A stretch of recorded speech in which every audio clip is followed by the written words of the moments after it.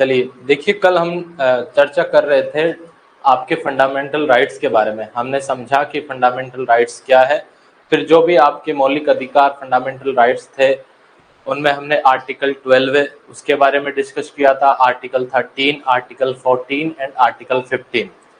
इन articles के बारे में कल की क्लास में हमने डिस्कशन किया था। अगर इनको लेकर किसी भी विद्यार्थी को कोई भी डाउट है तो आप मेरे से पूछ सकते हैं, अन्यथा फिर हम आगे की क्लास में डिस्कशन करते हैं आज का।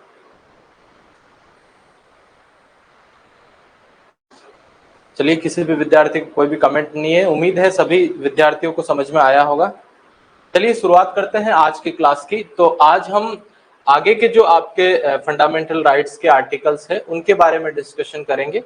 हम 12, 13, आर्टिकल 14 एंड 15 के बारे में ऑलरेडी कल की क्लास में डिस्कस कर चुके हैं। आज हम डिस्कस करेंगे आर्टिकल 16, अनुच्छेद 16, जिसका नाम है सरकारी सेवाओं में अवसर की समानता। आर्टिकल 16 में ये प्रोविजन किए गए हैं कि जो गवर्नमेंट्स जॉब है उनमें सभी सिटीजन्स को इक्वल अपॉर्चुनिटीज है, सभी नागरिकों को समान अवसर की समानता है। कोई भी नागरिक है वो इसमें पार्टिसिपेट कर सकता है। तो देखिए, इसमें कुछ प्रोविजंस किए गए हैं, वो हम समझते हैं कौन कौन से प्रोविजंस आर्टिकल 16 में किए गए हैं। तो देखिए, इसमें पहला प्रोविजन ये किया गया है कि प्रत्येक नागरिक को सरकारी सेवाओं में अवसर की समानता है। आर्टिकल 16 के क्लोज 1 में ये प्रोविजन किया गया है, जो जितने भी देश के नागरिक हैं उनको सभी को समान रूप से गवर्नमेंट जॉब्स में पार्टिसिपेट करने की अपॉर्चुनिटीज है। दूसरा जो प्रोविजंस है वो इसके आर्टिकल 16 के क्लोज 2 में किया गया है। उसमें ये कहा गया है कि जो राज्य है, राज्य मतलब आपकी जो गवर्नमेंट है, वो किसी भी सिटीजन के साथ धर्म, जाति, जन्म स्थान तथा लिंग के आधार पर कोई भी डिस्क्रिमिनेशन नहीं कर सकती है। सभी नागरिकों के लिए समान अवसर अवेलेबल रहेंगे। तो ये वाला जो प्रोविजन है वो आर्टिकल 16 के क्लोज 2 में किया गया है। आइए अब आगे बात करते हैं। आगे अपन डिस्कस कर रहे हैं आर्टिकल 16 के क्लोज 3 के बारे में, कि आर्टिकल 16 का जो क्लोज 3 है उसमें क्या कहा गया है। तो उसमें ये कहा गया है कि जो आपकी पार्लियामेंट है वो कोई स्पेशल स्टेट के लिए, वहां के सिटीजन के लिए गवर्नमेंट जॉब्स में कुछ मामलों में प्रायोरिटी दे सकती है। तो जैसे कि अभी तमिलनाडु में चल रहा है, वहां की गवर्नमेंट है वहां के निवासियों के लिए सरकारी जॉब में विशेष प्रायोरिटी या फिर स्पेशल छूट देने का प्रोविजन कर रही है, और इस प्रोविजन को जो प्राइवेट जॉब्स है वहां पर भी अप्लाई किया जा सकता है।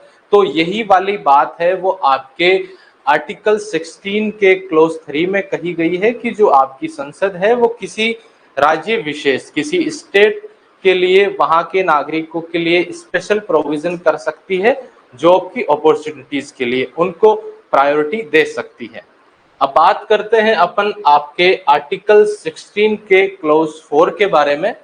तो इसमें ये बात कही गई है कि जो पिछड़े वर्ग के लोग हैं, पिछड़े वर्ग के मतलब जो बैकवर्ड क्लासेस के लोग हैं, उनके लिए गवर्नमेंट जॉब्स में रिजर्वेशन दिया जा सकता है। जैसा कि अभी ओबीसी वर्ग के लोगों को जो गवर्नमेंट जॉब्स में जो रिजर्वेशन का प्रोविजन किया गया है वो यहीं से आर्टिकल 16 के क्लोज 4 में ही किया गया है।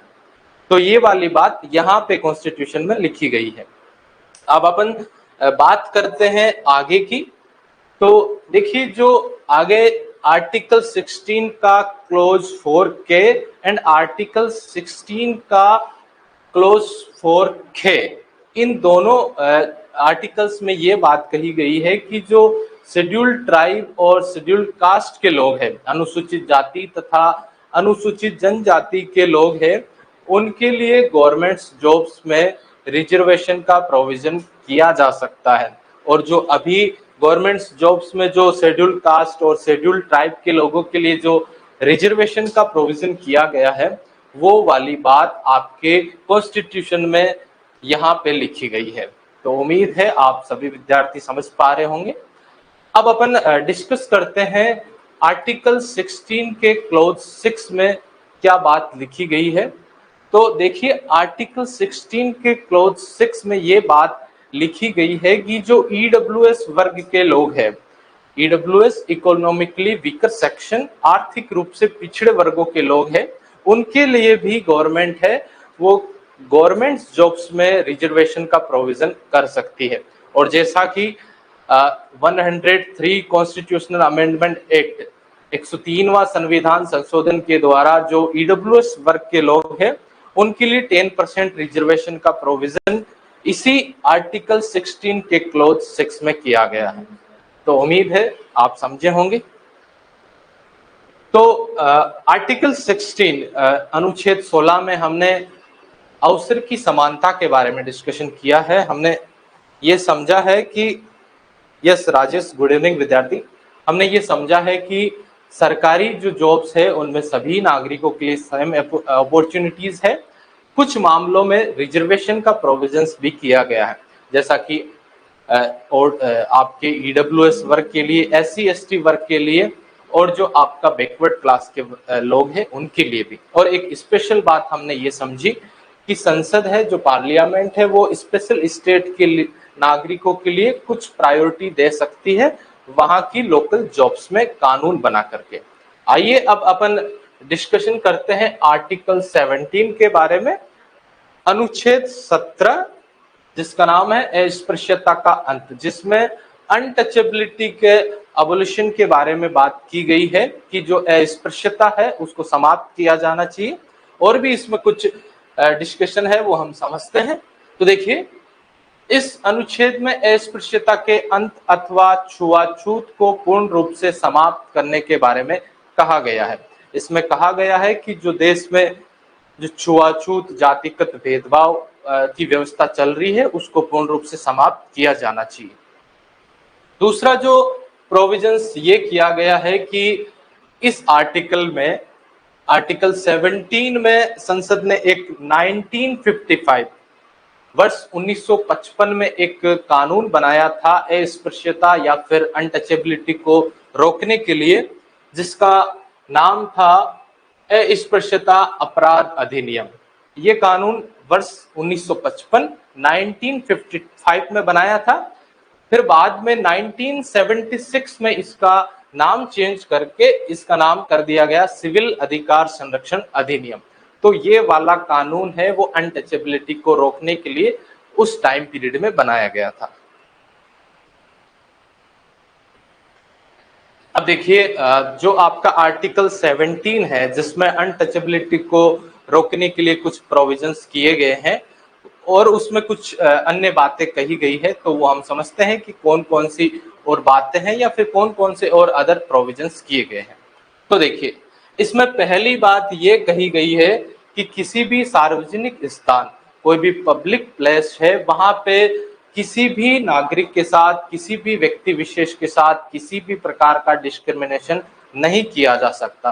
फॉर एग्जाम्पल जैसे कोई गवर्नमेंट हॉस्पिटल है, कोई गवर्नमेंट एजुकेशनल इंस्टीट्यूशंस है, जैसे कोई कोचिंग हो, कोई कॉलेज हो, कोई यूनिवर्सिटी हो, वहां पे अगर किसी भी व्यक्ति के साथ उसके प्रवेश को लेके, उसकी एंट्री को लेके कोई रोकथाम या प्रतिबंध नहीं लगाया जा सकता, वहां पे उसके साथ किसी भी प्रकार का डिस्क्रिमिनेशन नहीं किया जा सकता। ये वाली बात आपके आर्टिकल 17 में कही गई है। आगे इसमें बात कही गई है कि जो आपके सार्वजनिक पूजा स्थल है, जो पब्लिक वर्शिप पैलेस है, वहां पर भी किसी नागरिक के साथ, किसी व्यक्ति विशेष के साथ पूजा करने को लेकर किसी भी प्रकार का डिस्क्रिमिनेशन नहीं किया जा सकता है, उसके साथ किसी भी प्रकार की छुआछूत नहीं की जा सकती। आइए आगे अपन डिस्कस करते हैं। आगे इसमें तीसरी बात ये कही गई है कि जो अनुसूचित जाति तथा अनुसूचित जनजाति के लोग, शेड्यूल्ड ट्राइब तथा शेड्यूल्ड कास्ट के जो लोग हैं, उनके साथ छुआछूत के आधार पर उन्हें अपमानित नहीं किया जा सकता, उन्हें कुछ जातिगत शब्दों से उन्हें पुकारा नहीं जा सकता। ये वाला प्रोविजंस आपके आर्टिकल 17 में किया गया है। जैसा कि निश्चित रूप से ग्रामीण क्षेत्रों में ये चलता रहता है, आपके रूरल एरियाज में जो अनुसूचित जाति और अनुसूचित जनजाति के लोगों के साथ जो कुछ जाति सूचक शब्दों से उन्हें अपमानित किया जाता है, तो उसी को लेकर यहाँ पे आपके आर्टिकल 17 में ये प्रोविजन किया गया है। अगली बात इसमें ये कही गई है कि अगर जो आपके अनटचेबिलिटी को कोई भी व्यक्ति विशेष अगर बिहेव में लाता है, छुआछूत की प्रथा को अपनाता है, तो उसको 1 वर्ष से लेकर के 2 साल की सजा हो सकती है, उसको जेल में डाला जा सकता है। तो ये वाला प्रोविजंस अनटचेबिलिटी को रोकने के लिए सजा के रूप में आर्टिकल 17 में किया गया है। आगे इसमें यह भी बात कही गई है कि अगर कोई व्यक्ति विशेष अनटचेबिलिटी को बिहेव में लाता है, छुआछूत की प्रथा को अपनाता है, तो वो व्यक्ति विशेष संसद तथा राज्य विधानसभाओं के जो इलेक्शंस होते हैं उसमें पार्टिसिपेट नहीं कर सकता, उसके पार्टिसिपेशन पे बैन लगाया जा सकता है। तो ये वाले तमाम प्रोविजंस आपके अनटचेबिलिटी को रोकने के लिए आर्टिकल 17 में किए गए हैं। उम्मीद है आप सभी विद्यार्थियों को यहाँ तक की बातें समझ में आई होगी। अब अपन बात करते हैं आपके आर्टिकल 18 की। हमने आर्टिकल 17 में जैसा कि हमने डिस्कशन किया है, अनटचेबिलिटी को रोकने के लिए जो जितने भी प्रोविजंस आपके आर्टिकल 17 में किए गए थे वो हमने समझे हैं, जिसका मेन मोटिव यही था कि देश में जो छुआछूत की प्रथा है या अनटचेबिलिटी को जो लोग बिहेव में लाते हैं उस पे पूर्ण रूप से बैन लगाया जा सके। अब अपन डिस्कस करते हैं आपके आर्टिकल 18 अनुच्छेद 18 के बारे में, समझते हैं कि इसमें कौन कौन से प्रोविजंस किए गए हैं। तो देखिए आर्टिकल 18 जिसका नाम है उपाधियों का अंत, अबोलिशन ऑफ टाइटल्स। इसका मेन मोटिव यही है कि जो जैसे कि आजादी से पहले जो टाइटल्स दिए जाते थे, राजा, महाराजा, रजवाड़े, महाराजाधिराज, जिससे क्या है कि जो डिस्क्रिमिनेशन होता था सामान्य नागरिकों में और जो विशेष वर्ग के जो राजा महाराजा थे उनको लेकर के, तो उसी टाइटल्स के सिस्टम को रोकने के लिए ये वाला आर्टिकल है, इसमें ये सारी चीजों का प्रोविजन किया गया है। तो इसका नाम है उपाधियों का अंत, अबोलिशन ऑफ टाइटल्स।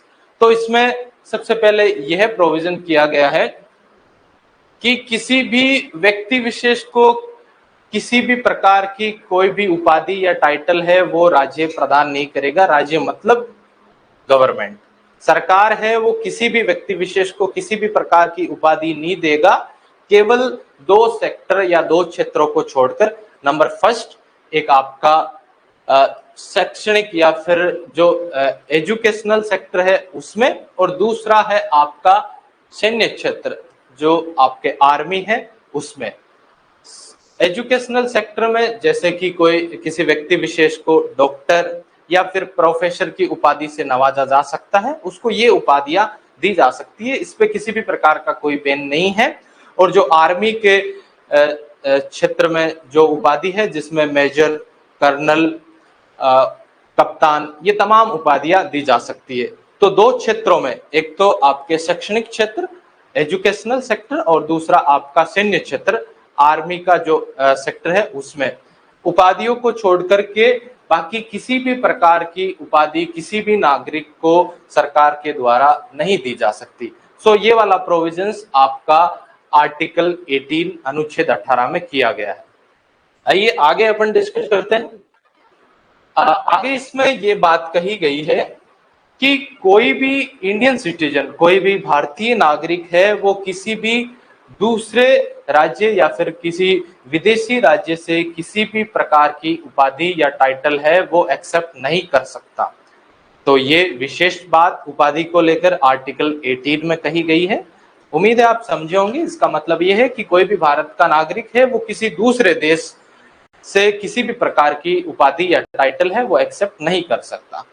तीसरी बात है इसमें जो कही गई है वो ये है कि कोई भी ऐसा व्यक्ति जो भारत का नागरिक नहीं है, इंडिया का सिटीजन नहीं है, किंतु भारत में लाभ के पद पर, प्रॉफिट ऑफ ऑफिस के पोस्ट पर काम कर रहा है। लाभ का पद क्या होता है आइए समझते हैं। लाभ का पद या प्रॉफिट ऑफ ऑफिस का मतलब यह है कि कोई व्यक्ति है वो सरकारी वेतन, सरकार की पेंशन, सरकार की तनख्वाह, सरकार के भत्ते, ये सब अगर प्राप्त करता है तो ये लाभ का पद कहलाता है। तो इसमें यही प्रोविजन किया गया है कि कोई व्यक्ति विशेष जो इंडिया का सिटीजन नहीं है, भारत का नागरिक नहीं है, और वो भारत में किसी लाभ के पद पर प्रॉफिट ऑफ ऑफिस पे अगर वो नियुक्त है, कार्य कर रहा है, तो वो किसी विदेशी राज्य, किसी फॉरेन स्टेट से बिना प्रेसिडेंट की परमिशन के किसी भी प्रकार की उपाधि या टाइटल एक्सेप्ट नहीं कर सकता। उम्मीद है आप समझे होंगे। इसका मतलब सिंपल भाषा में यही है कि कोई व्यक्ति है, अगर वो भारत का नागरिक नहीं है, फिर भी वो भारत में कोई जॉब कर रहा है, कोई लाभ के पद पर नियुक्त है, तो वो भारत के राष्ट्रपति की परमिशन के बिना किसी दूसरे राज्य से किसी भी प्रकार का टाइटल या उपाधि है वो एक्सेप्ट नहीं कर सकता। आइए आगे अपन डिस्कस करते हैं। आगे अपन बात करेंगे आपके आर्टिकल 19 अनुच्छेद 19 की, जिसमें स्वतंत्रता या फिर आपके फ्रीडम के बारे में कुछ राइट्स दिए गए हैं। हमने आर्टिकल 18 में आपके उपाधि या फिर टाइटल्स से रिलेटेड जितने भी प्रोविजंस थे उनके बारे में डिस्कस किया है। अब अपन आर्टिकल 19 जिसका नाम है स्वतंत्रता का अधिकार, राइट टू फ्रीडम, समझते हैं इसमें कौन कौन से विशेष प्रोविजंस किए गए हैं। तो देखिए, इसमें पहली बात ये कही गई है कि सभी नागरिकों को वाक एवं अभिव्यक्ति की स्वतंत्रता प्राप्त है। वाक एवं अभिव्यक्ति की स्वतंत्रता का मतलब ये है कि तमाम जो भारत के नागरिक हैं उनको बोलने तथा अपने विचार अभिव्यक्त करने की स्वतंत्रता है। वो अपने विचार किसी के साथ भी साझा कर सकते हैं। तो ये वाला प्रोविजन है वो आपका आर्टिकल 19 के क्लोज 1A में किया गया है। Freedom of speech and expression, जिसको इंग्लिश में ये कहा जाता है। दूसरा इसमें ये प्रोविजन किया गया है कि किसी भी नागरिक को बिना हथियारों के कहीं पर भी सम्मेलन करने का अधिकार प्राप्त है। ये वाला प्रोविजन आपके आर्टिकल 19 के क्लोज 1B में किया गया है। तो उम्मीद है इसका मतलब भी आप समझे होंगे निश्चित रूप से कि आपके पास वेपन्स नहीं होने चाहिए, आप कहीं पर भी शांतिपूर्वक सम्मेलन कर सकते हैं। आइए आगे की बात करते हैं अपन। अब देखिए, अगली बात इसमें यह कही गई है कि भारत के किसी भी नागरिक को समूह एवं संघ बनाने की फ्रीडम है। इसका प्रोविजंस आपके आर्टिकल 19 के क्लोज 1C में किया गया है। इसका मतलब यह है कि आप किसी भी प्रकार की यूनियन, किसी भी प्रकार का एसोसिएशन है वो बना सकते हैं, आप पे किसी भी प्रकार का बैन नहीं है। तो ये वाली फ्रीडम आपको आर्टिकल 19 1 क्लोज C में दी गई है। अब बात करते हैं अगली बात इसमें यह कही गई है कि भारत के किसी भी नागरिक को, किसी भी इंडियन सिटीजन को भारत के किसी भी क्षेत्र में आवागमन की स्वतंत्रता, फ्रीली आप किसी भी एरिया में ट्रेवल कर सकते हैं। ये वाली फ्रीडम है वो आपके आर्टिकल 19 क्लोज 1D में प्रोविजन किया गया है। मतलब आप देश के किसी भी एरिया में निश्चित रूप से फ्रीली आप ट्रेवल कर सकते हैं, आप पे किसी भी प्रकार का बैन नहीं रहेगा। अगली बात इसमें यह कही गई है कि भारत का कोई भी नागरिक, इंडियन सिटीजन, भारत के किसी भी क्षेत्र में, किसी भी एरिया में निवास कर सकता है, वहां पे रह सकता है। तो इस मामले में किसी भी प्रकार की कोई भी बैन नहीं रहेगी। ये वाला प्रोविजन आपके आर्टिकल 19 क्लोज 1E में किया गया है। आगे अपन डिस्कस करते हैं। आगे इसमें यह कहा गया है कि देश के किसी भी सिटीजन को, किसी भी भारतीय नागरिक को अपनी मनपसंद के काम धंधे या फिर बिजनेस को एक्सेप्ट करने की फ्रीडम रहेगी। आप अपनी इच्छा के अनुसार काम कर सकते हैं, किसी भी प्रकार का व्यापार कर सकते हैं, इसके लिए आप पे किसी भी प्रकार की बैन नहीं रहेगी। ये वाला प्रोविजन आर्टिकल 19 के क्लोज 1G में किया गया है। तो उम्मीद है ये तमाम बातें आप अच्छे से समझे होंगे।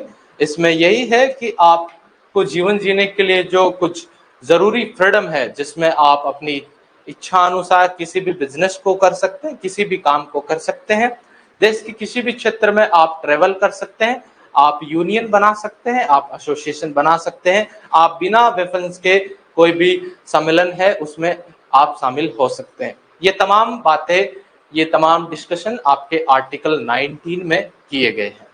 आइए अब अपन आगे डिस्कस करते हैं। देखिए, आगे एक विशेष बात इस आर्टिकल 19 को लेके, जो आपका सूचना का अधिकार, राइट टू इंफॉर्मेशन, जो आरटीआई का आपको अधिकार है, वो वाला राइट आपको जो आर्टिकल 19 का क्लोज 1 है वहीं से आपको मिलता है, जिसके तहत आप किसी भी गवर्नमेंट ऑफिस से आप किसी भी प्रकार की इंफॉर्मेशन प्राप्त कर सकते हैं, जिसको आरटीआई एक्ट कहा जाता है। ये वाला एक्ट है, इसका प्रोविजन आपके आर्टिकल 19 के क्लोज 1 में किया गया है। आगे अपन बात करते हैं। आगे देखिए, आपका एक संपत्ति का अधिकार, राइट टू प्रॉपर्टी, जो कि पहले एक फंडामेंटल राइट्स था, एक मौलिक अधिकार था, किंतु अब उसको मौलिक अधिकार से हटा करके उसको विधिक अधिकार, उसको लीगल राइट बना दिया गया है, और उसका प्रोविजन आर्टिकल 300A में किया गया है। ये जो आपका राइट टू प्रॉपर्टी वाला जो फंडामेंटल राइट, जो कि पहले आपका था अस्तित्व में, ये इसका प्रोविजन पहले आर्टिकल 19 क्लोज 1F तथा आर्टिकल 31 इन दोनों में था, किंतु उसको फिर फंडामेंटल राइट से हटा दिया गया और अब उसको लीगल राइट का दर्जा देकर उसका प्रोविजन आर्टिकल 300A में कर दिया गया है। तो आप सभी को, जैसे मुझे उम्मीद है आपको पहले से ही इसके बारे में जानकारी होगी कि संपत्ति का अधिकार अब मौलिक अधिकार या फंडामेंटल राइट नहीं है, बल्कि यह एक विधिक अधिकार या फिर लीगल राइट है, जिसका प्रोविजन आर्टिकल 300A में किया गया है। अब आप आगे अपन डिस्कस करते हैं आपकी प्रेस की स्वतंत्रता के बारे में। देखिए, जो आपकी फ्रीडम ऑफ प्रेस की जो आपको राइट है, वो उसका प्रोविजन आर्टिकल 19 क्लोज 1A में किया गया है, जिसके अकॉर्डिंग आप जो न्यूज़पेपर्स वगैरह है, आप जो समाचार पत्र है, उनका संचालन आप कर सकते हैं। ये वाला राइट आपको आर्टिकल 19 के क्लोज 1A में प्रोवाइड किया गया है, जिसका नाम है प्रेस की स्वतंत्रता। आइए आगे अपन डिस्कस करते हैं। देखिए, जो आपके आर्टिकल 19 में जितने भी आपको राइट दिए गए हैं, जिनके बारे में अपन ने अभी डिस्कस किया है, इन पे कुछ मामलों में बैन लगाया जा सकता है, इन पे प्रतिबंध लगाए जा सकते हैं।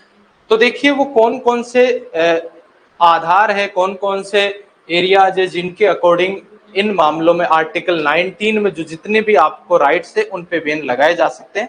तो देखिए, सबसे पहला जो आपका ग्राउंड्स है वो है भारत की एकता एवं अखंडता। अगर भारत की यूनिटी और जो भारत की सॉवरेनिटी है वो डिस्टर्ब होती है, तो आपके आर्टिकल 19 पे जो आपको जितने भी राइट्स मिले हुए हैं उन पे निश्चित रूप से गवर्नमेंट ऑफ इंडिया के द्वारा बैन लगाए जा सकते हैं। तो ये आपको याद रहना चाहिए।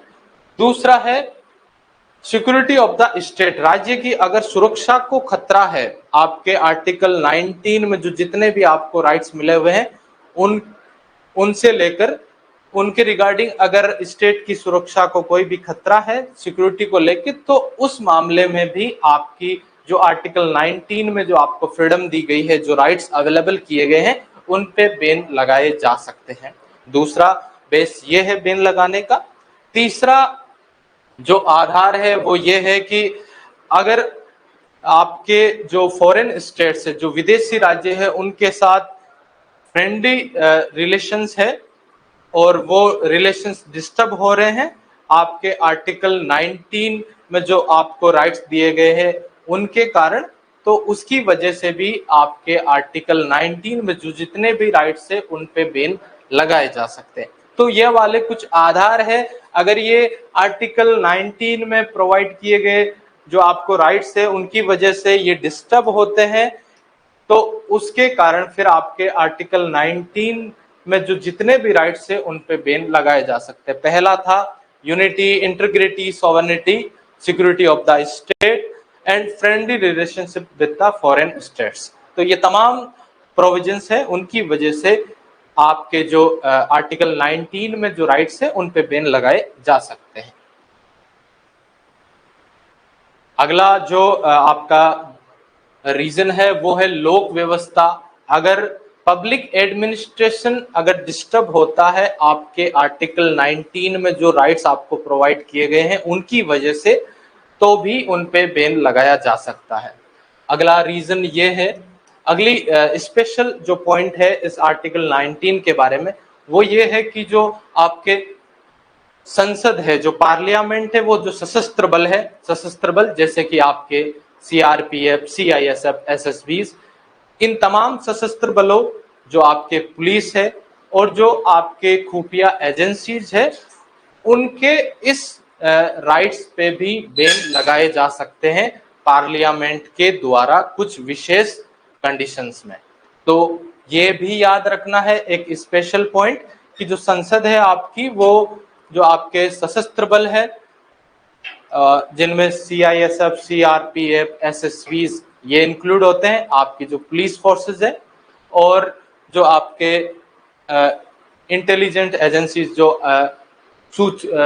गुप्त सूचना की जो एजेंसीज, खुफिया एजेंसीज है, उनके जो आपके कर्मचारी या फिर ऑफिसर्स है, उनकी जो ये फ्रीडम है आर्टिकल 19 के तहत जो जितने भी जो अधिकार है उन पर भी संसद है वो रोक लगा सकती है, बैन लगा सकती है।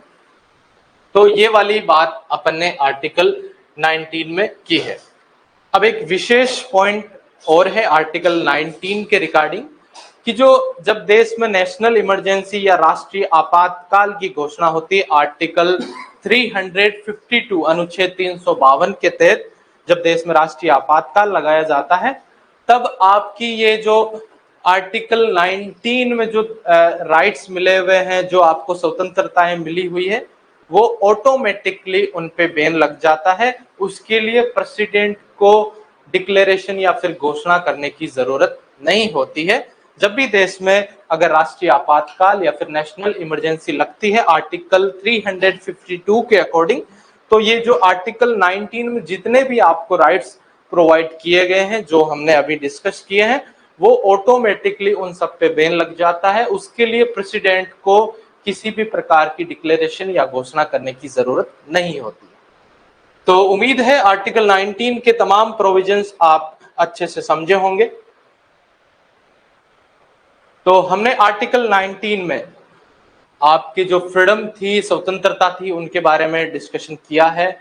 जो जितने भी आपको राइट्स अवेलेबल करवाए गए थे उनके बारे में, और हमने ये भी डिस्कस किया है कि कुछ कंडीशंस ऐसी है जिनके आधार पे आपके आर्टिकल 19 में जो आपको राइट्स अवेलेबल करवाए गए हैं उन पे बैन भी लगाया जा सकता है, जिनमें हमने देखा नेशनल सिक्योरिटी, राष्ट्रीय सुरक्षा, संप्रभुता, एकता, अखंडता, ये तमाम बातें हमने डिस्कस की है आर्टिकल 19 के रिगार्डिंग।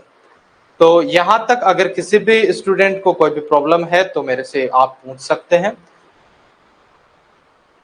2 मिनट का टाइम है आपके पास। अगर यहाँ तक तमाम जो हमने आर्टिकल 16, 17, 18 एंड 19 डिस्कस किए हैं उनसे रिलेटेड कोई भी प्रॉब्लम है, कोई एक भी आपको वर्ड समझ नहीं आया, तो आप मेरे से पूछ सकते हैं, फिर अपन आगे बढ़ते हैं। चलिए मैं पानी पी लेता हूं, तब तक आप कमेंट करके पूछिए।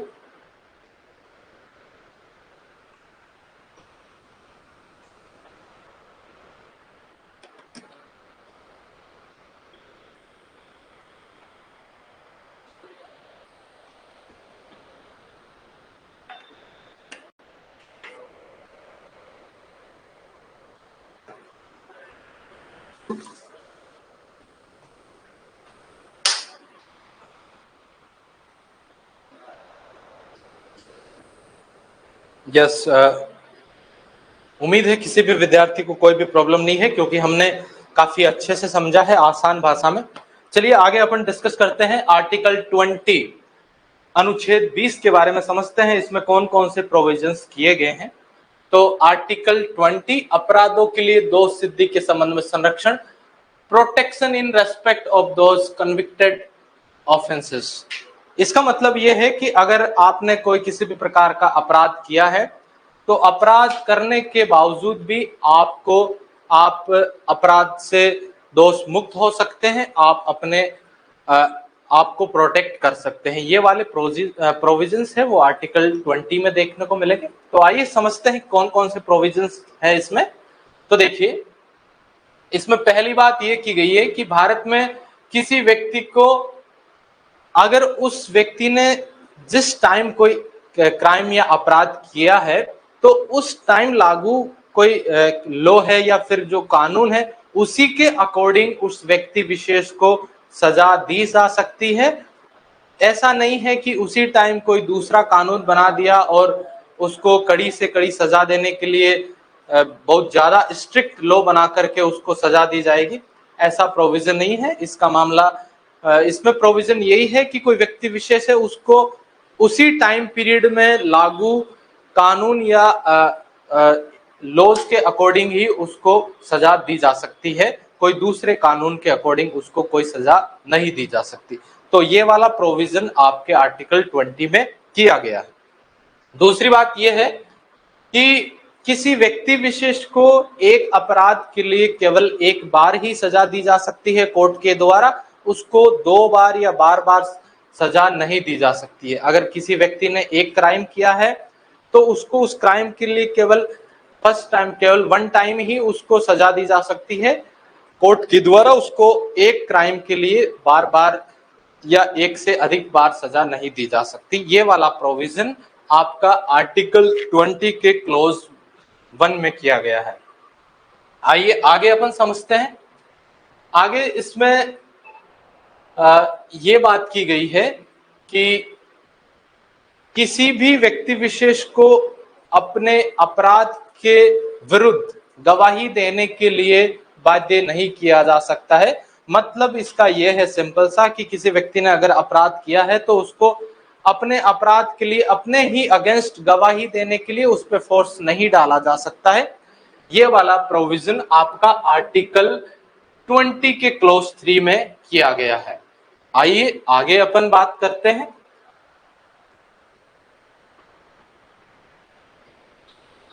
तो ये वाली तमाम डिस्कशंस है हमने आर्टिकल 20 में की है, जो अपराधों के विरुद्ध आपको प्रोटेक्ट करता है। अगर आपने अपराध कोई क्राइम किया है तो भी आप अपने आप को प्रोटेक्ट कर सकते हैं।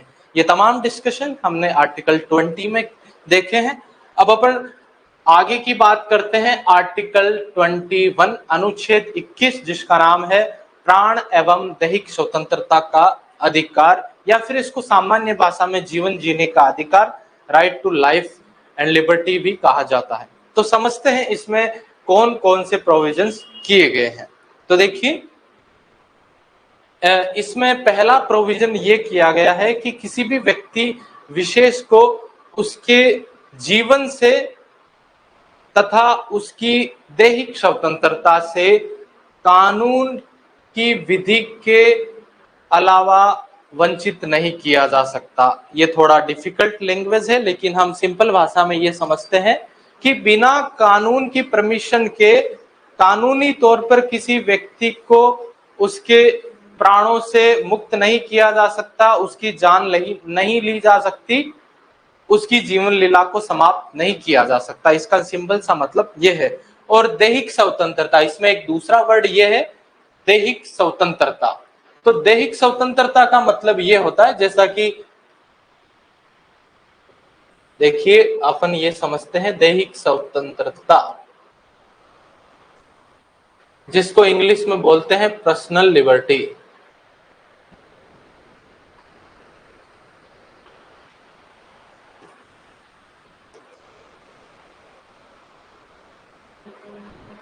देखिए, इस आर्टिकल का सिंपल सा नाम है प्राण एवं दैहिक स्वतंत्रता का अधिकार। तो प्राण का मतलब तो ये हो गया कि किसी व्यक्ति को केवल कानून बना करके ही उसको अपने प्राणों से, अपने जीवन से उसको वंचित किया जा सकता है, उसकी जीवन लीला समाप्त की जा सकती है, उसको मृत्युदंड दिया जा सकता है केवल कानून के द्वारा ही, कोई व्यक्ति विशेष उसको बिना कानून के कोई सजा नहीं दे सकता। ये वाला पहला प्रोविजन है इसमें। और दूसरा जो इसमें वर्ड आता है आपका दैहिक स्वतंत्रता, जिसको इंग्लिश में बोलते हैं पर्सनल लिबर्टी। दैहिक स्वतंत्रता का मतलब ये है कि कोई व्यक्ति विशेष से उस पे जबरदस्ती उसको किसी दूसरे व्यक्ति विशेष के विचारों के अकॉर्डिंग जीवन जीने के लिए उसको बाध्य नहीं किया जा सकता, उस पे फोर्स नहीं डाला जा सकता। वो अपने अकॉर्डिंग अपनी पर्सनल लाइफ को जी सकता है, अपनी पर्सनल लाइफ को मैनेज कर सकता है। इस दैहिक स्वतंत्रता या पर्सनल लिबर्टी का मतलब यह है। तो उम्मीद है इन दोनों वर्ड्स का मतलब आप समझे होंगे, जिसका डिटेल नाम यह है इस आर्टिकल 21 का, प्राण एवं दैहिक स्वतंत्रता का अधिकार, जिसमें प्राण का मतलब यह है कि कोई व्यक्ति विशेष की जीवन लीला या उसको मृत्युदंड है वो बिना कानून के नहीं दिया जा सकता, केवल कानून बना करके ही उसको मृत्युदंड दिया जा सकता है या उसकी जीवन लीला समाप्त की जा सकती है। और जो दूसरा वर्ड इसमें आता है दैहिक स्वतंत्रता या फिर पर्सनल लिबर्टी, इसको इंग्लिश में पर्सनल लिबर्टी कहते हैं। इसका मतलब यह है कि किसी व्यक्ति विशेष को दूसरे व्यक्तियों के विचारों के अकॉर्डिंग जीवन जीने के लिए बाध्य नहीं किया जा सकता, उसको फोर्स नहीं किया जा सकता।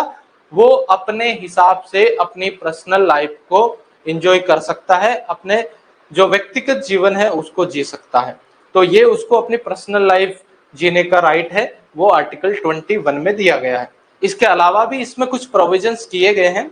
इसमें अगला प्रोविजंस ये किया गया है कि जो आपका 86 कॉन्स्टिट्यूशनल अमेंडमेंट एक्ट किया गया था, उसमें जो आपका आर्टिकल 21 क्लोज ए ऐड किया गया और उसमें ये प्रोविजन किया गया कि जो 6 to 14 ईयर्स के जो चाइल्ड है, 6 से 14 वर्ष के जो बच्चे हैं, उनके लिए कंपल्सरी प्राइमरी एजुकेशन का प्रोविजन इस आर्टिकल 21 क्लोज ए में किया गया। इसका मतलब यह है कि जो 6 से 14 वर्ष के जो छोटे बच्चे हैं उनके लिए निःशुल्क अनिवार्य प्राथमिक शिक्षा का प्रावधान है, वो 86वें संविधान संशोधन के द्वारा इस अनुच्छेद 21 ए में किया गया है।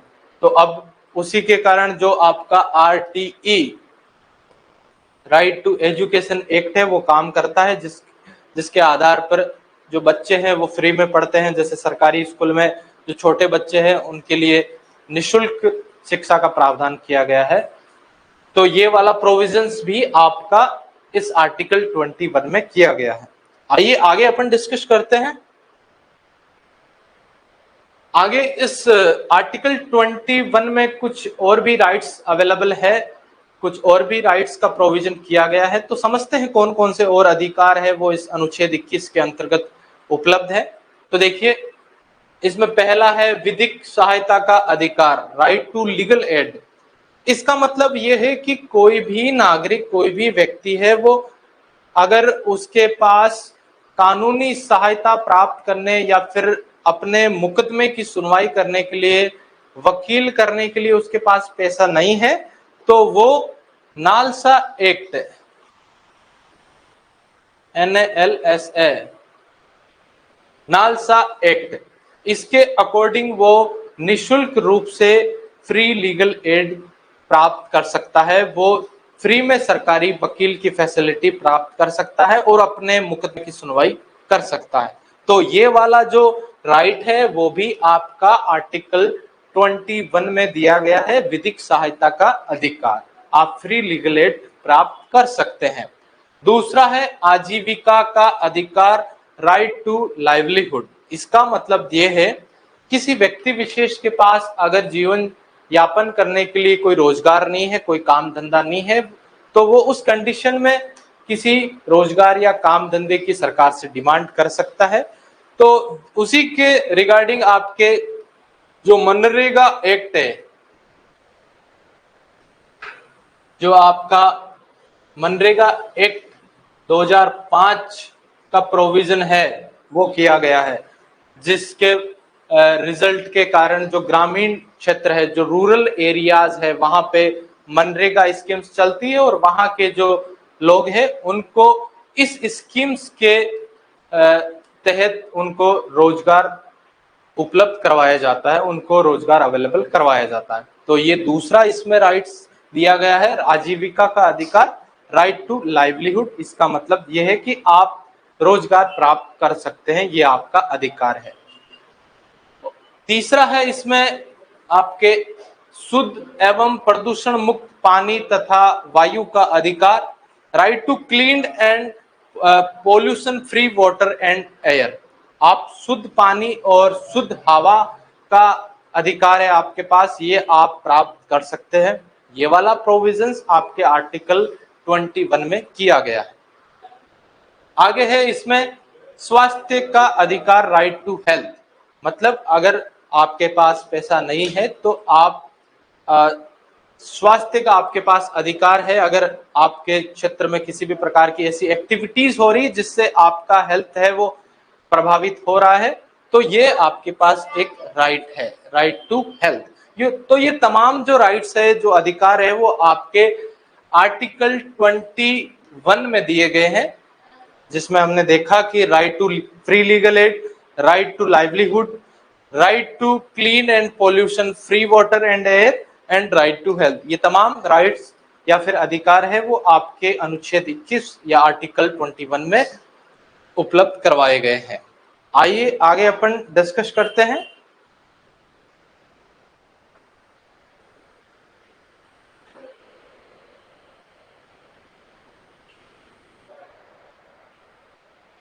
देखिए इसमें आगे और भी कुछ राइट्स अवेलेबल करवाए गए हैं अंडर आर्टिकल 21। उसमें अगला है शुद्ध पर्यावरण का अधिकार, राइट टू क्लीन एनवायरनमेंट, ये भी आपका एक राइट है।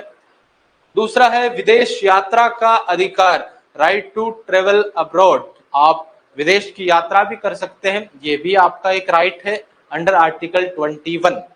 तीसरा है नींद लेने का अधिकार, राइट टू स्लीप, सोने का अधिकार भी है आपके पास, ये भी आपको आर्टिकल 21 के अकॉर्डिंग अवेलेबल करवाया गया है। ये तमाम जो हमने अधिकार या फिर राइट्स के बारे में डिस्कस किया है, ये आपके सुप्रीम कोर्ट या फिर हाई कोर्ट की जजमेंट्स से निकल के आते हैं। उन्होंने कुछ ऐसी जजमेंट्स दी जिनके आधार पर फिर फाइनली ये वाले राइट्स भी आर्टिकल 21 के अंडर अवेलेबल है सिटीजन्स के लिए, तमाम लोगों के लिए। ये केवल भारतीय नागरिकों के लिए नहीं है, ये अन्य लोगों के लिए भी है। आगे अपन डिस्कस करते हैं। देखिए अब दो स्पेशल पॉइंट है आपके रिगार्डिंग आर्टिकल 21। अनुच्छेद 21 के अंतर्गत कुछ विशेष प्रावधान है।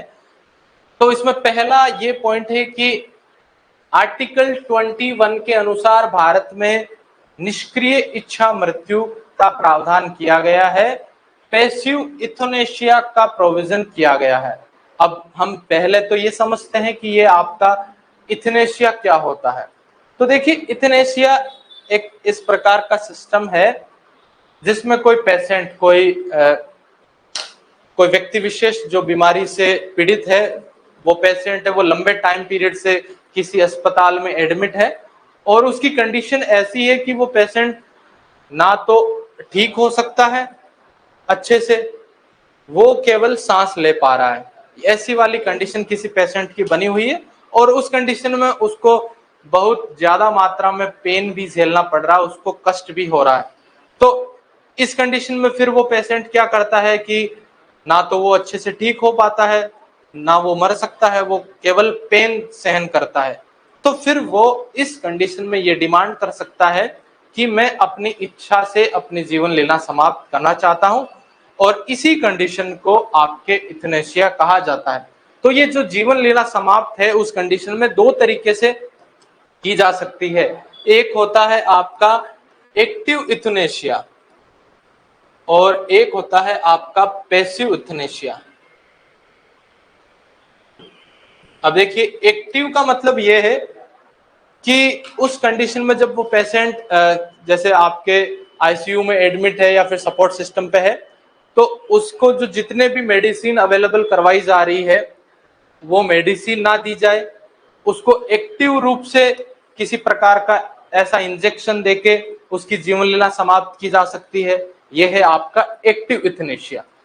और दूसरा है आपका पैसिव इथनेशिया। इसमें ये प्रक्रिया होती है कि जो पेशेंट है वो जिस सपोर्ट सिस्टम पे वो जिंदा रह रहा है उस तमाम सपोर्ट सिस्टम को हटा लिया जाए। जैसे वो सांस लेने की जो जितनी भी जो एक्टिविटीज या जो सिस्टम लगाए गए हैं उसके लिए, उन सभी सपोर्ट सिस्टम को अगर हटा लेंगे तो उस कंडीशन में उसकी डेथ हो जाएगी। तो ये वाला जो प्रोसेस है वो आपका पैसिव यूथेनेशिया कहलाता है और ये वाला एक्टिव यूथेनेशिया कहलाता है। तो आपके आर्टिकल 21 में जो ये पैसिव यूथेनेशिया है, जिसमें सपोर्ट सिस्टम को हटाने के बाद में इनडायरेक्टली उस व्यक्ति विशेष की डेथ हो जाती है, इस वाला ये वाला प्रोविजंस है वो आपके आर्टिकल 21 में किया गया है कि कोई भी व्यक्ति विशेष है वो निष्क्रिय इच्छा मृत्यु है वो प्राप्त कर सकता है अपने देश में। जो ये पैसिव यूथेनेशिया है उसका प्रोविजन किया गया है आर्टिकल 21 के अकॉर्डिंग। तो उम्मीद है ये दो जो वर्ड है active euthanasia and passive euthanasia, इसके बारे में आप समझे होंगे। आगे अपन बात करते हैं आर्टिकल 21 में अगला प्रोविजन ये किया गया है आपका प्राइवेसी से रिलेटेड, आपकी गोपनीयता से रिलेटेड प्रोविजंस है वो आर्टिकल 21 में किया गया है, जिसके आधार पर कोई भी व्यक्ति विशेष है उसकी पर्सनल जो चीजें हैं, उसकी पर्सनल बायोमेट्रिक या फिर पर्सनल चीजें हैं वो बिना उसकी परमिशन के साझा नहीं की जा सकती। इसीलिए जब आप आपके फिंगरप्रिंट का यूज करते हैं या फिर आपके आधार कार्ड का कहीं पर भी डॉक्यूमेंटेशन के लिए यूज होता है तो आपके पास में आपकी परमिशन के लिए एक ओटीपी आता है आपके फोन में। वो इसीलिए आता है क्योंकि इसका प्रोविजंस आर्टिकल 21 में किया गया है कि किसी भी व्यक्ति विशेष की जो पर्सनल चीजें हैं बिना उसकी परमिशन के उनको किसी के साथ शेयर नहीं किया जा सकता।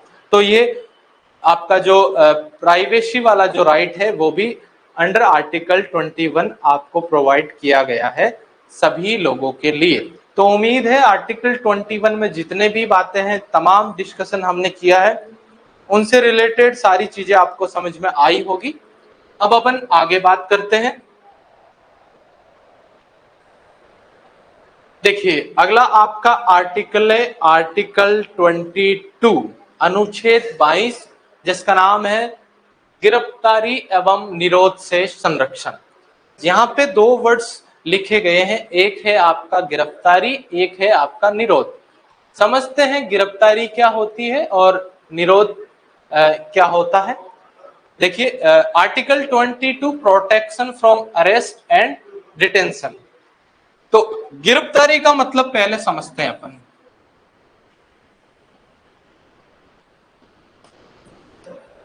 अरेस्ट या गिरफ्तारी का मतलब यह है विद्यार्थियों कि जब किसी व्यक्ति विशेष ने कोई क्राइम किया है, कोई अपराध किया है, क्राइम या अपराध करने के बाद में जब मजिस्ट्रेट से कोई वारंट प्राप्त होता है पुलिस को और उस वारंट के आधार पर पुलिस किसी व्यक्ति विशेष को गिरफ्तार करती है, उसको अरेस्ट करती है, तो इसको गिरफ्तारी या फिर अरेस्ट कहा जाता है। और जो दूसरा जो वर्ड्स है आपका जहां जिसमें कहा गया है आपके निरोध और जिसको इंग्लिश में बोला जाता है डिटेंशन, इसका मतलब ये होता है कि इस वाली कंडीशन में कोई व्यक्ति विशेष है उसने कोई किसी प्रकार का अपराध नहीं किया होता है और ना ही मजिस्ट्रेट से पुलिस को उस व्यक्ति को गिरफ्तार करने का वारंट प्राप्त होता है। तो बिना किसी अपराध और बिना किसी वारंट के केवल उस व्यक्ति विशेष को इस कंडीशन पे गिरफ्तार करना कि वो भविष्य में फ्यूचर में किसी प्रकार का क्राइम कर सकता है, तो इस प्रकार की संभावना के कारण ही उसको केवल गिरफ्तार कर लिया जाता है, तो उसको निरोध या फिर डिटेंशन कहा जाता है। उम्मीद है इन दोनों शब्दों में आप अच्छे से समझे होंगे।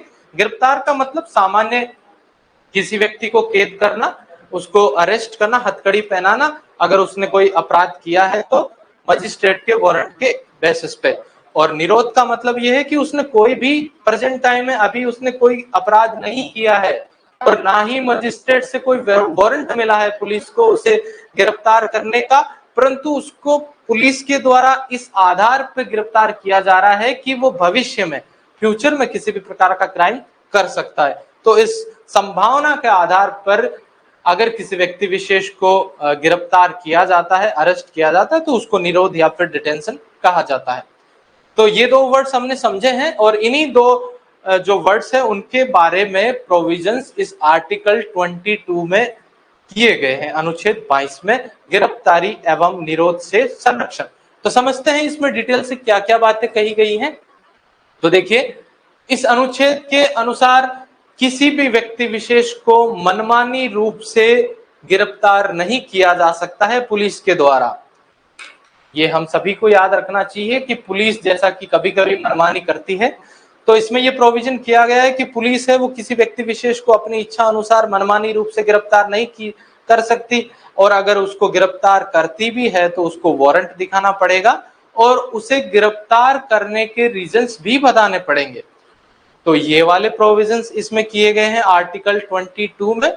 और इसके बाद में एक अलग बात ये भी कही गई है कि सपोज उसको वारंट कर लिया, उसको गिरफ्तार कर लिया, अरेस्ट कर लिया और उसको गिरफ्तारी के रीजंस भी बता दिए और उसको वारंट भी दिखा दिया, ये करने के बाद में भी उसको पुलिस है वो 24 घंटे के अंदर पुलिस को उस व्यक्ति विशेष को जिसको गिरफ्तार किया है उसको मजिस्ट्रेट या फिर आपके कोर्ट में पेश करना पड़ेगा 24 घंटे के अंदर अंदर।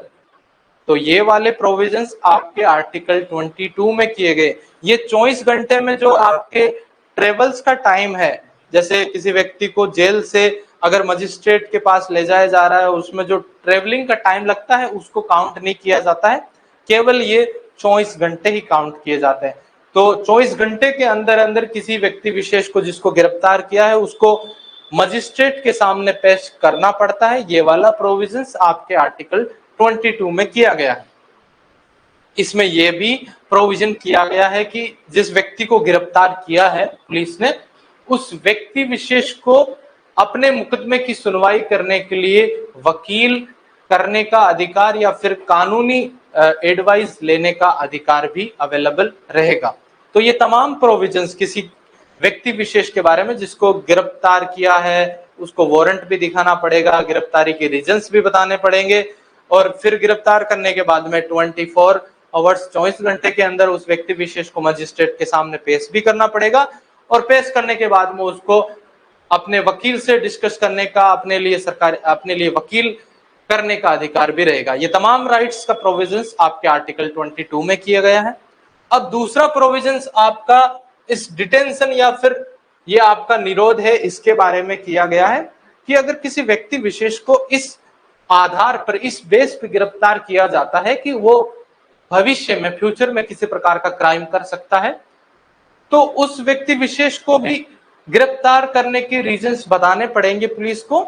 और दूसरा, उसके लिए जो वकील है या फिर जो कानूनी सहायता है, कानूनी एडवाइस है, वो भी उसको लेने का अधिकार अवेलेबल रहेगा। तो ये डिटेंशन या निरोध के तहत जो निवारक नजरबंदी वाले व्यक्ति है उसके लिए ये प्रोविजंस किए गए हैं।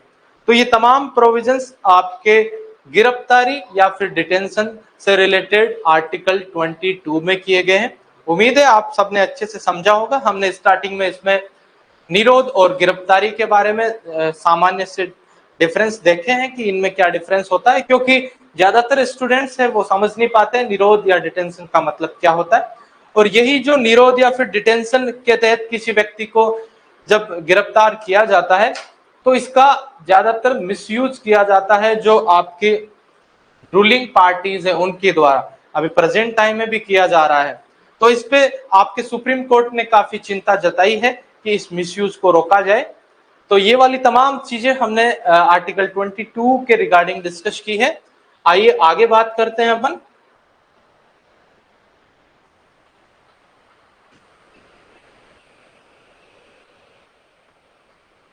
अब देखिए, इसमें विशेष कुछ बातें हैं कि किसी व्यक्ति विशेष को जो आपका दूसरा वाला गिरफ्तार करने का जो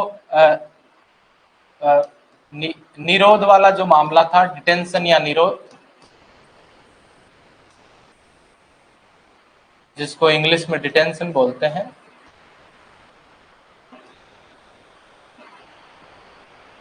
इसमें क्या होता है वो हमने ऑलरेडी डिस्कस किया है, लेकिन इसके आधार पर इस वाले मामले के तहत किसी व्यक्ति विशेष को अगर पुलिस गिरफ्तार करती है तो उसमें कुछ बेस होते हैं, कुछ आधार होते हैं जिनके आधार पर उस व्यक्ति को डिटेन किया जाता है, उसको निरोध किया जाता है, उसको नजरबंद किया जाता है। तो पहला है राज्य की सुरक्षा, सिक्योरिटी ऑफ द स्टेट। अगर राज्य की सुरक्षा को कोई खतरा है और सरकार को लगता है कि वो व्यक्ति विशेष भविष्य में, फ्यूचर में किसी प्रकार की ऐसी एक्टिविटीज कर सकता है जिससे स्टेट की सिक्योरिटी है उसको प्रॉब्लम हो सकती है, तो इस बेस पे किसी व्यक्ति को डिटेन किया जा सकता है उसको।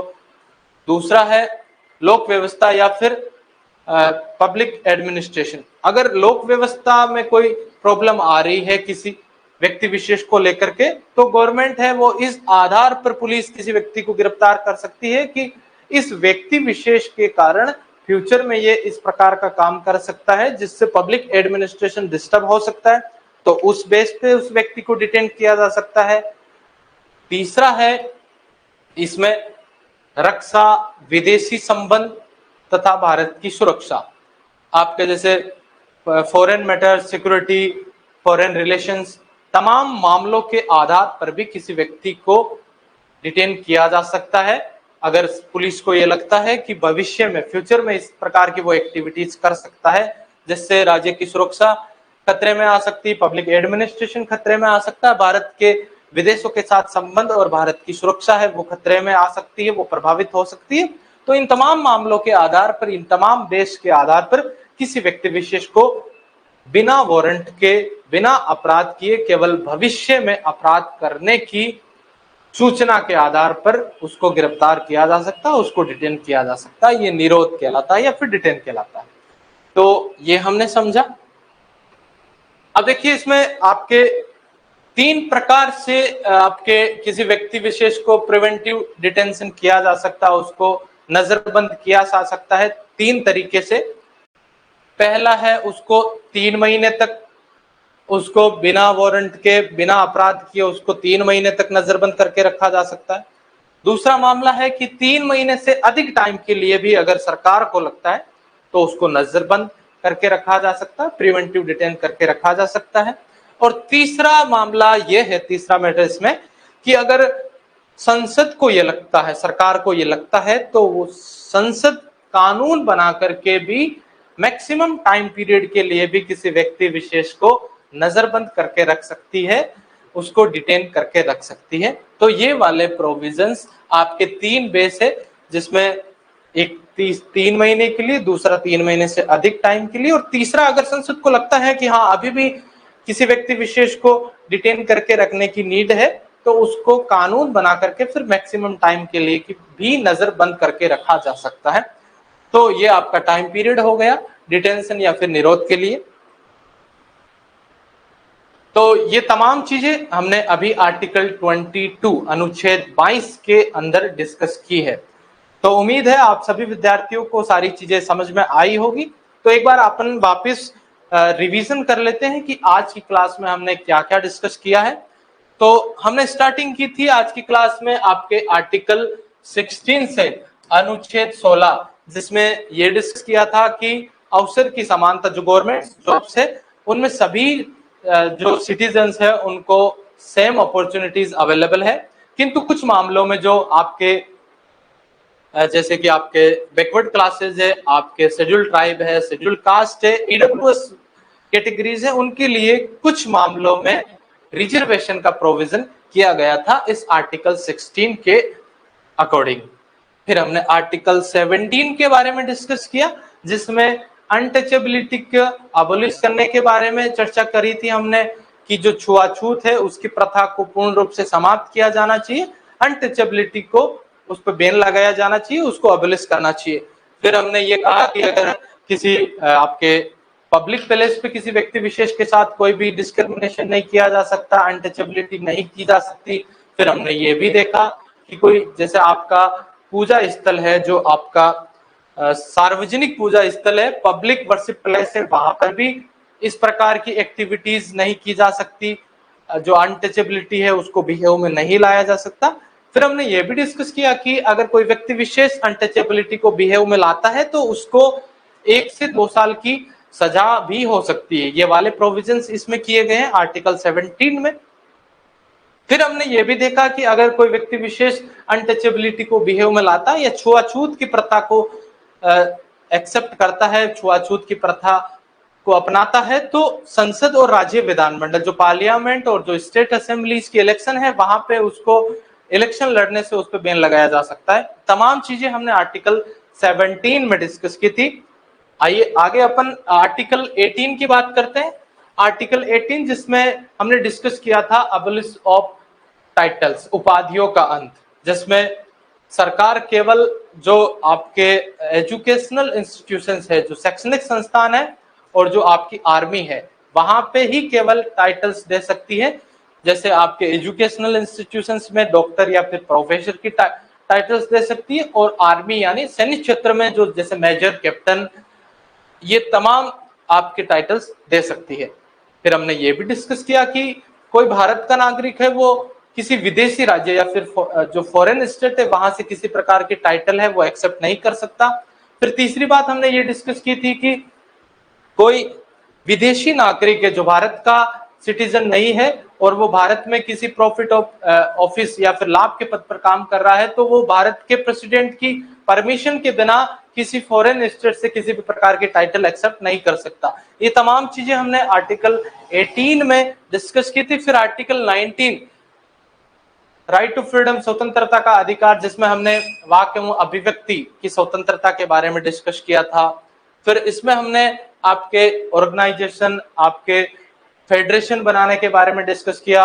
इंडिया के किसी भी एरियाज में आप फ्रीली ट्रेवल कर सकते हैं। तमाम चीजें हमने आर्टिकल 19 में डिस्कस की थी। फिर हमने ये भी देखा कि इसमें कुछ बेस है, उनके आधार पे आपके आर्टिकल 19 पे बैन लगाए जा सकते हैं, जिसमें राष्ट्रीय सुरक्षा, राष्ट्रीय एकता, अखंडता, संप्रभुता, तमाम चीजें हमने डिस्कस की थी। उनके बेस पे इस आर्टिकल 19 में जो जितने भी राइट्स आपको अवेलेबल है उन पे बैन लगाई जा सकती है। फिर आर्टिकल 20 जिसका नाम था गिरफ्तारी के विरुद्ध संरक्षण, अगर किसी व्यक्ति विशेष को गिरफ्तार किया जाता है तो उसको गिरफ्तारी की कंडीशन में भी जबरदस्ती उसको अपने खिलाफ गवाही देने के लिए उस पर फोर्स नहीं डाला जा सकता है। ये तमाम चीजें हमने आर्टिकल 20 में डिस्कस किया था। फिर आर्टिकल 21 जिसका नाम था प्राण एवं दैहिक स्वतंत्रता, जीवन जीने का अधिकार भी जिसको कहा जाता है, इसमें हमने ये तमाम चीजें डिस्कस की थी, जिसमें किसी व्यक्ति विशेष को आपके शुद्ध पर्यावरण में जो शुद्ध हवा, पानी, इनका राइट है, right to health, right to free legal aid, तमाम चीजें हमने डिस्कस की थी जो आर्टिकल 21 के अंडर आप सभी नागरिकों और जो फॉरेनर्स हैं उनके लिए अवेलेबल है। फिर फाइनली हमने आर्टिकल 22 अनुच्छेद 22 के बारे में डिस्कस किया था, जिसमें हमने देखा गिरफ्तारी और निरोध, अरेस्ट एंड डिटेंशन के बारे में हमने समझा। दोनों वर्ड्स के बारे में अलग अलग हमने डिस्कशन किया। फिर हमने इसमें जो जितने भी प्रोविजंस है कि किसी व्यक्ति विशेष को बिना वारंट के, बिना रीजंस के गिरफ्तार नहीं किया जा सकता। अगर उसको गिरफ्तारी किया है तो उसके लिए रीजंस बताने पड़ेंगे, और रीजंस बताने के बाद में उसको 24 घंटे के अंदर अंदर, 24 आवर्स के अंदर अंदर उसको मजिस्ट्रेट या फिर कोर्ट में पेश करना पड़ेगा। और फिर उसके लिए ये भी राइट्स है कि जिस व्यक्ति को गिरफ्तार किया है वो अपने लिए वकील भी प्राप्त कर सकता है।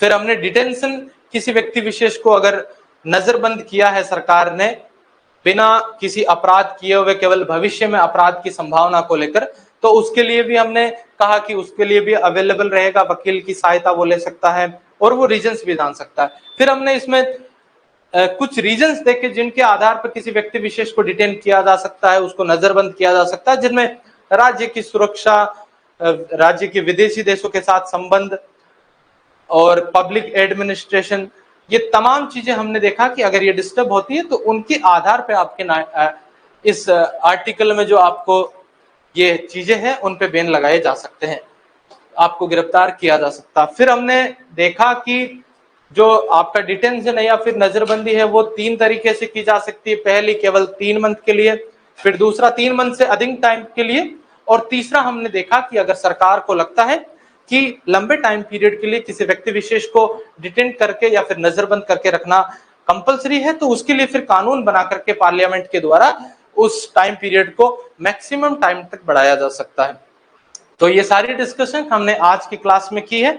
इसमें एक इंपॉर्टेंट पॉइंट ये भी था कि जो आपका आर्टिकल 20 गिरफ्तारी के विरुद्ध संरक्षण और जो आर्टिकल आपका 21 है जीवन जीने का अधिकार, इन दोनों चीजों को जब देश में राष्ट्रीय आपातकाल या फिर नेशनल इमरजेंसी लगती है आर्टिकल 352 के रिगार्डिंग, उस टाइम भी इन दोनों आर्टिकल्स को बैन नहीं लगाया जा सकता, ये एक्टिव रहते हैं आपके फंडामेंटल राइट्स। फिर हमने ये देखा कि जो आपका आर्टिकल 19 है, अनुच्छेद 19 में जो जितने भी राइट्स आपके लिए अवेलेबल है, वो सभी राइट्स अगर देश में नेशनल इमरजेंसी या राष्ट्रीय आपातकाल लगता है आर्टिकल 352 के रिगार्डिंग, तो उस टाइम आर्टिकल 19 में अवेलेबल जो राइट्स है वो ऑटोमेटिकली उन पे बैन लग जाती है, वो सभी चीजें खत्म हो जाती है बिना प्रेसिडेंट की परमिशन के, बिना प्रेसिडेंट की डिक्लेरेशन के। तो ये तमाम चीजें आज की क्लास में हमने डिस्कस की है। उम्मीद है आप सभी विद्यार्थियों को सारी चीजें अच्छे से समझ में आई होगी। फिर भी अगर किसी विद्यार्थी को कोई किसी प्रकार का डाउट रहे तो आगे की क्लास में आप मेरे से शुरुआती 2 मिनट में आप कमेंट करके जरूर पूछिएगा। चलिए मिलते हैं अगली क्लास में। सो आज के लिए इतना ही। Thank you so much.